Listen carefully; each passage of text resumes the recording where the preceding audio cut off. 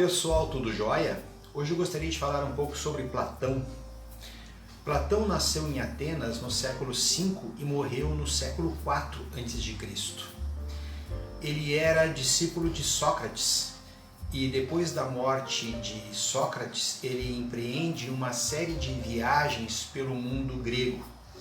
Na volta ele funda uma escola filosófica chamada Academia. Escreveu vários livros em formato de diálogos, abordando os mais variados assuntos, onde Sócrates, o seu mestre, era sempre protagonista. Por isso, ele faz a primeira sistematização do pensamento ocidental. Entre suas obras mais famosas estão A República, a Apologia de Sócrates e O Banquete. Platão é um pensador perene. O interesse por ele sempre foi permanente pela filosofia ocidental. Isso por conta da amplitude e influência de suas reflexões. Desenvolveu inúmeras teorias famosíssimas no meio filosófico. Hoje vou falar apenas do mundo das ideias, do processo de conhecimento e da teoria da reminiscência. A teoria das ideias e do processo de conhecimento estão presentes na sua grande obra A República. Quanto ao mundo das ideias, Platão fala em um dualismo.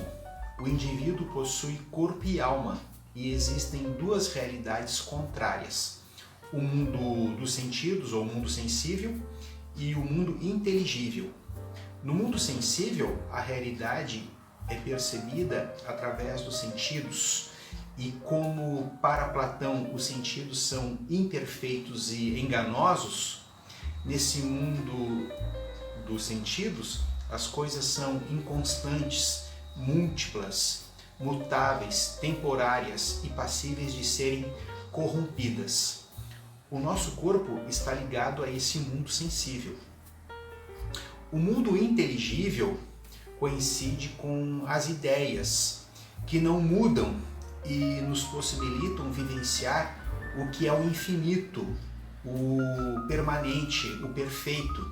E todas essas ideias se originam da ideia do bem, e nossa alma está associada a esse mundo inteligível. O mundo sensível, ou das coisas materiais, apenas existe na medida em que participa do mundo das ideias, do qual é apenas uma espécie de xerox, uma sombra, uma cópia. É a chamada teoria da participação.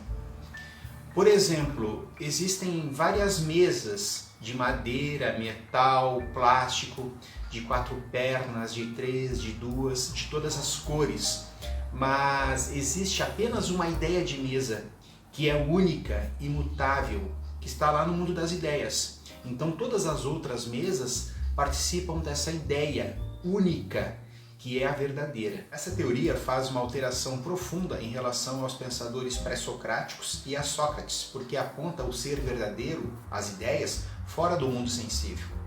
Para os pré-socráticos, o ser verdadeiro é a água, o fogo, o ar, etc. E para Sócrates é a alma e a razão.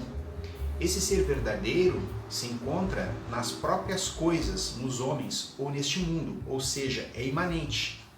Para Platão, o ser verdadeiro, constituído das ideias, está fora desse mundo e por isso é transcendente. Para Platão, conhecer a verdade supõe um processo progressivo do mundo sensível, as sombras e a opinião, para o mundo das ideias, as essências e os seres verdadeiros. Primeiramente, somos tomados pelas impressões ou sensações e elas promovem apenas a doxa. A doxa é a opinião. É a opinião que temos dos fatos e da realidade e é o máximo que conseguimos sem uma técnica adequada ou uso de um método. O conhecimento, para ser legítimo, precisa ir além do que os sentidos nos proporcionam. Precisa ir além da opinião e precisa chegar ao mundo das ideias. Para se chegar ao mundo das ideias, o indivíduo não pode se contentar com a filodoxia, que é o quê? Que é o amor às opiniões. Precisa atingir a filosofia. Não esquecendo que Platão era discípulo de Sócrates, o método de Platão para atingir a verdade, o mundo das ideias, é a dialética, que equivale a afirmar uma tese que será seguida de um debate e negação dessa tese, com o intuito de livrá-la de erros, possibilitando um avanço até as ideias verdadeiras. No Diálogo Meno, Platão propõe que com o manejo desse método dialético, o indivíduo vai lembrando as verdades infinitas e imutáveis que já haviam sido contempladas por ele lá no mundo das ideias, antes de sua existência sensível.